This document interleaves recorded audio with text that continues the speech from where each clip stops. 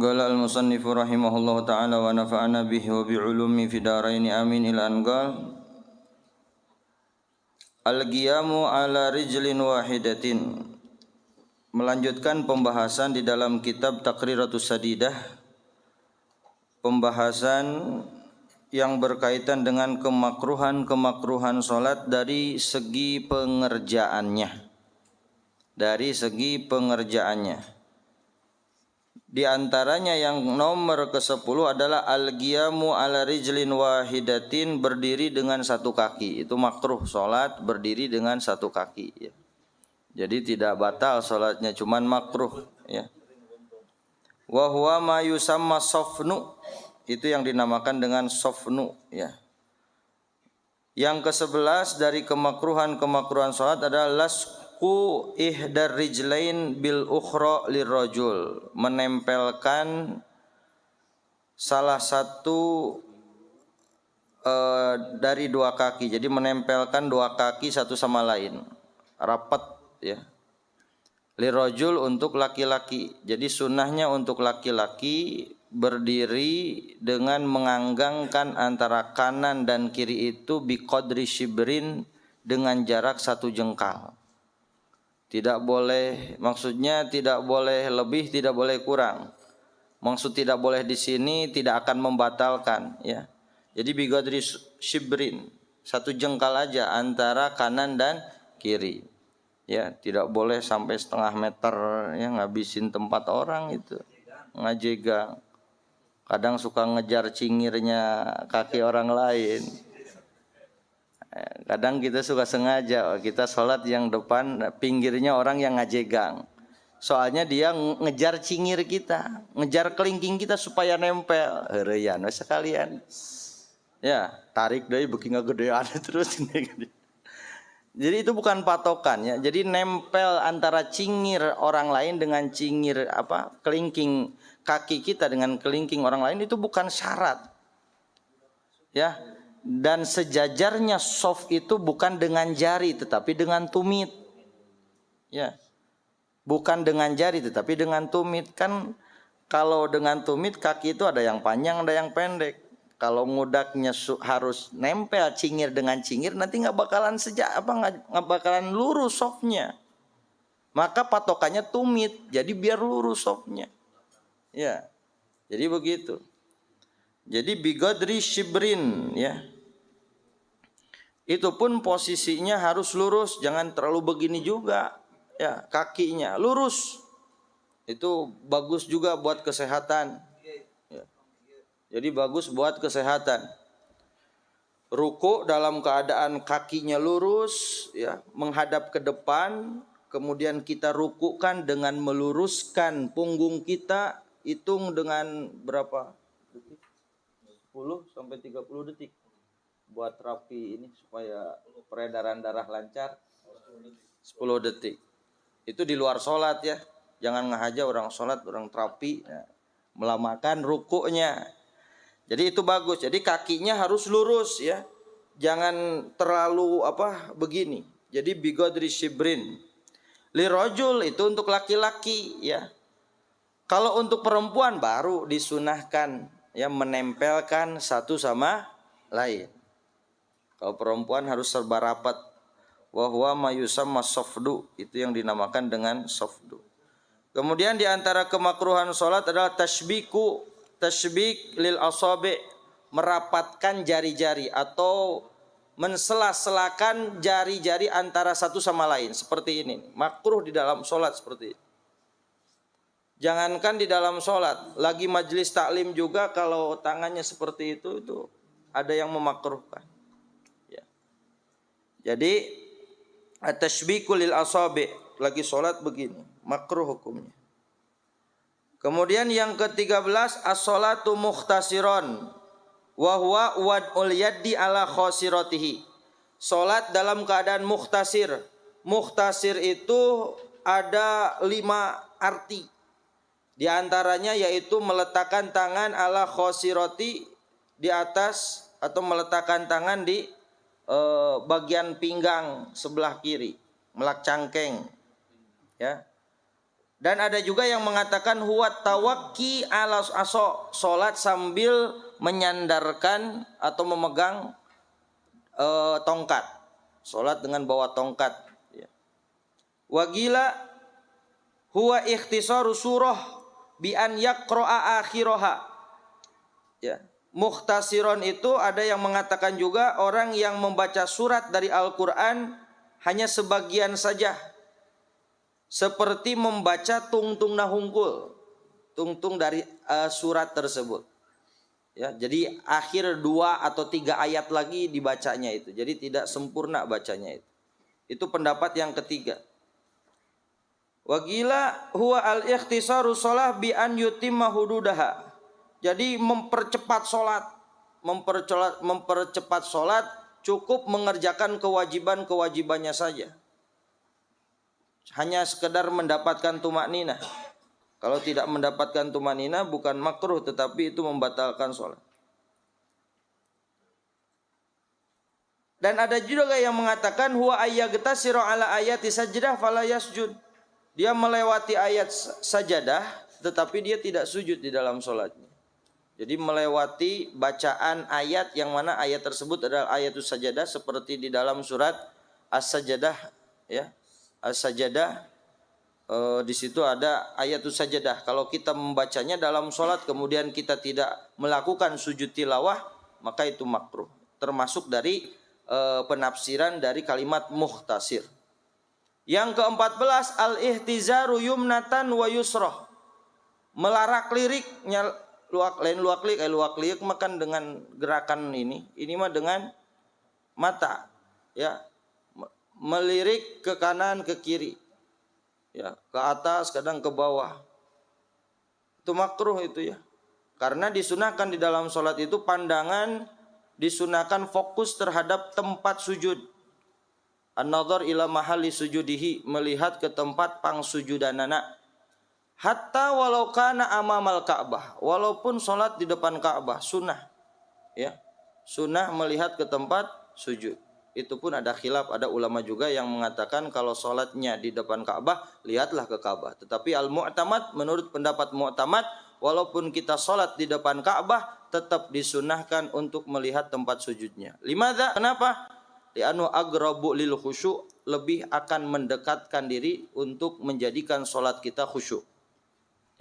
Khusyuk, coba rasakan, ya, sholat pandangan kita dari awal takbiratul ihram sampai salam kita melihat ke tempat sujud, kecuali merubah pandangan itu ketika kalimat illallah di dalam bacaan tasyahud akhir, asyhadu alla ilaha illallah, baru pandangan kita melihat ke sababah, ke telunjuk kita, ya. Dari situ sampai salam melihatnya ke telunjuk. Dari takbiratul ihram sampai bacaan tasyahud dari awal juga masih lihat ke tempat sujud. Dari at-tahiyatul mubarakatus salawatut thayyibatulillah masih melihat ke tempat sujud. Assalamu alayka ayuhan nabiyyu wa rahmatullahi wa barakatuh. Assalamu alayna wa ala ibadillahi sholihin. Asyhadu alla ilaha illallah. Ketika kalimat illallah saja perlihat pusatkan pandangan ke telunjuk, ya. Jadi lihat telunjuk. Sampai kapan? Sampai salam. Jadi disunahkan melihat ke tempat sujud. Jadi jangan lurak lirik, ya. Jangan lirik-lirikan dalam sholat itu. Komodai ngicepan, ya. Ngicepan kalau seandainya biniatil istihza atau biniatil la'ib batalat sholatuhu. Kalau ngicepan dengan niat mempermainkan sholat maka batal. Pokoknya segala aktivitas atau gerakan-gerakan di dalam sholat kalau niatnya untuk mempermainkan sholat, batal sholatnya. Kemudian wad'ul yaddi ala fammihi au anfihi bila haja. Yang ke-15, ayyurawiha ala nafsihi fi sholah. Menenangkan dirinya di dalam sholat. Jadi mengambil kesempatan sholat itu untuk mencari bukan menenangkan ya, untuk mengistirahatkan. Jadi menjadikan sholat itu untuk tempat istirahatnya. Itu makruh ya, tempat istirahatnya. Jadi mengambil waktu sholat untuk supaya bisa menarik napas lega-lega gitu. Kemudian yang ke-16 adalah wad'ul yaddi ala amfihi au ala famihi au anfihi bila hajah. Meletakkan tangan di hidungnya atau di mulutnya tanpa hajat. Bagi sholat megang mulut ya tanpa ada hajat, itu makruh hukumnya ya. Atau megang hidung, meletakkan tangan ke hidungnya, itu makruh kalau dalam sholat. Itu kalau seandainya tanpa hajat. Tapi kalau ada hajat mah tidak makruh, seperti gatal hidung ya. Jadi kalau lagi sholat gatal juga garuk ya. Kan ada pesan kalau kita mau pergi, kade mun aya nu ateul garok nya. Keur salat oge mun aya nu ateul garok, daripada urang menahan gatal, menghilangkan khusyuk, mending garuk. Cuman cara menggaruknya jangan sampai terjadi atau gerakan 3 kali gerakan yang berturut-turut, gerakan besar ya.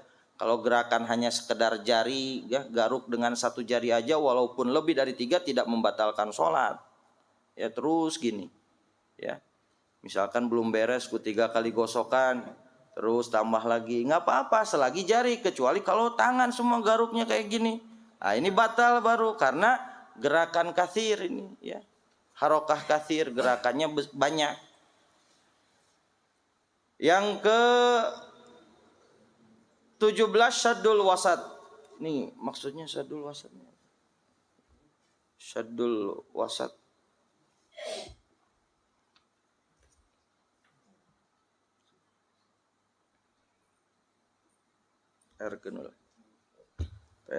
Syaddul wasat. Ya. Yang ke-18 muqaranatul imam fil af'al ya, menyamai imam di dalam gerakan. Jadi terbatal ya kalau makmum menyamai gerakannya dengan imam. Jadi tanpa ini, imam rukunya bareng Allahu Akbar sami Allahu liman hamidah, itu makruh ya, makruh. Jangankan menyamai, kalau mendahului imam pun tidak membatalkan sholat ya, tidak membatalkan. Yang penting mendahulinya jangan dengan 2 rukun. Kalau mendahulinya dengan 2 rukun yang panjang, batal sholatnya. Misalkan imam bentar lagi mau ruku, kurang piheulaan, tidak batal sholat kita. Dengan ancamannya nanti di akhirat muka kita akan dijadikan himar nanti. Ya. Muka keledai nanti. Orang yang suka mendahului imam, nutara rusuh, imam can ruku, ngus ruku tiheula. Imam can i'tidal, ngus i'tidal tiheula. Maneh itu jadi imam. Ya, milaan wae imam. Muqaranatul imam fil af'al. Bagusnya bagaimana? Tunggulah imam sampai tempat tujuannya. Imam Allah ruku misalnya, Allahu Akbar. Kalau sudah sempurna ruku, baru kita ruku. Jangan baru pertengahan ruku kita baru ikut ruku, jangan. Sempurnanya imam sudah sampai ke tujuannya, kita baru gerak, mulai gerak ke ruku. Sami Allahu liman hamidah, sami Allahu liman hamidah. Allahu Akbar. Imam sudah nempel jidatnya ke tempat sujudnya, kita baru gerak dari ini. Ya. Jangan ngikutin imam telat. Jadi sempurnanya imam sudah sampai tujuan baru kita mulai gerak. Ya. Itu sempurnanya. Sunnah seperti itu. Kemudian yang ke-19 at-tasa'ub, nguap, huai, ya. Kumaha atuh? Kalau misalkan lagi sholat kudu nguap. Nguap ini jangankan di dalam sholat, di luar sholat pun usahakan jangan sampai dijadikan. Tidak mau jadi matak penyakit, nahan huai mah. Kalau bersin jangan sampai dihalang-halangi, bersinkan saja, 70 penyakit akan keluar. Makanya setiap kita bersin disunahkan untuk apa? Membaca alhamdulillah. Bagi orang yang mendengarkan alhamdulillah, orang yang bersin ngucapin alhamdulillah, kita jawab apa? Yarhamukallah. Lah yang bersinnya doain lagi. Yahdikumullah wa yuslih lakum lakum. Itu sunnah-sunnah di dalam mendengar orang bersin ya. Tetapi kalau nguap, jangankan di luar sholat, di dalam sholat, di luar sholat pun disunahkan untuk menahan. Usahakan jangan sampai jadi nguap. At-tatha'ub minasyaiton, ya. Nguap itu dari syaitan. Jadi usahakan kalau kita mau nguap, tahan supaya tidak jadi, ya. Tetapi kalau tidak bisa, ya harus nguap, tidak bisa ditahan, itu disunahkan untuk menutup dengan tangan kiri bagian luar. Bukan begini kalau nutup nguap, bukan gitu. Tetapi dengan tangan kiri bagian luar gini, ya. Kadang ada orang yang nguap yang ditutup hidung, ininya malah kelihatan mulutnya, ya. Jadi yang ditutup yaitu mulut dengan tangan kiri bagian luar, bukan bagian dalam. Kenapa? Supaya takut ada bakteri yang nempel di sini, kita salaman sama orang. Kamu kerusum kiamanya, ya. Jadi harus dijaga. Itu ajaran Islam yang mengajarkan kita untuk selalu bersih, ya. Kalau di dalam sholat ini harus diperhatikan. Di dalam sholat, kalau kita nguap, jangan sampai ketika kita melepaskan uapannya itu mengeluarkan suara. Itu huruf kho keluar. Sedangkan mengeluarkan kalimat satu huruf dengan disengaja, kalam ajnabi, kan termasuk berbicara dalam sholat itu. Ya. Jadi harus bisa menahan. Kalaupun nguap, dihembuskannya jangan mengeluarkan suara. Ya. Jangan mengeluarkan suara karena itu akan membatalkan sholat. Membatalkan sholat dengan berbicara. Sedangkan di dalam sholat ini seperti membaca ki, satu huruf ki, itu batal sholat. Kenapa? Walaupun satu huruf tetapi bermakna. Bermakna apa? Ki artinya jagalah. Kalau bahasa Arabnya ki, ya, dengan qaf ki. Ki itu jagalah. Kalau kita lagi sholat ki, batal. Kau mau iya kho na panjang, sabaraha kali kho itu lamun dikalikan. Ya, 2 harokat, 4 harokat, berarti 4 huruf itu. Ya. Walaupun tidak dijeda, cuman panjangnya mad wajib itu mau. Hati-hati kalau dalam sholat, ya. Usahakan dalam sholat jangan nguap. Kalaupun nguap, tetap dalam sholat pun disunahkan untuk menutup dengan tangan kiri bagian punggungnya. Jangan mengeluarkan suara ketika kita nguap, ya. Kemudian yang ke-12, isyaratu bima yufhamu li ghairi hajah, memberikan isyarah dengan isyarat yang bisa dipahami. Itu makruh seperti gini. Gini kan ngagupayan. Ya. Jadi berisyarat dengan isyarat itu bisa dipahami. Nah, di salat gitu. Wes ngene durung. Ayahnya stiker gitu. Wes ngene durung. Apa artinya? Wes mangan durung. Tapi ininya begini. Ya.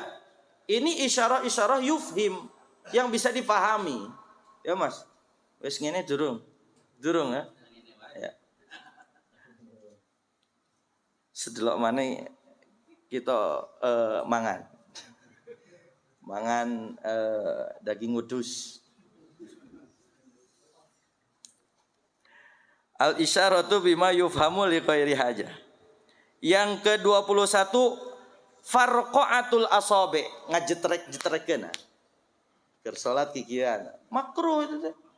Ya, ayatnya gitu. Bismillahirrahmanirrahim. Alhamdulillah.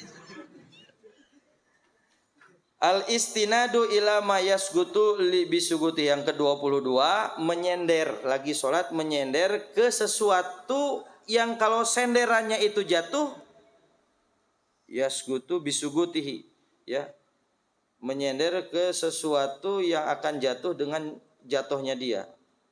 Maksudnya menyender dengan senderan yang akan mengakibatkan kalau dia jatuh, senderannya pun ikut jatuh, ya. Atau kebalikan, menyender ke sesuatu, kalau sesuatunya itu nyender, dianya bakal jatuh. Pokoknya menyandar lagi sholat itu makruh, ya. Bi ghairi hajah, kalau lagi udzur, Misalkan ada orang yang bisa sholat dalam keadaan berdiri, cuman nyender, lebih afdol daripada sholat duduk. Lebih afdol orang sholat berdiri sambil nyandar daripada sholat yang duduk. Ya. Adapun di dalam sholat yang wajib, selagi kita masih bisa berdiri, jangan sholat dalam keadaan duduk. Kalau sholat sunnah, kalau sholat sunnah mah boleh. Walaupun kita masih jag-jag, misalkan masih kuat berdiri, tapi sholat sunnah pingin duduk, nggak apa-apa. Cuman dapat setengah dari pahala. Setengah pahalanya dapat. Kalau wajib mah, selagi masih mampu untuk berdiri, maka wajib berdiri. Allahu a'lam.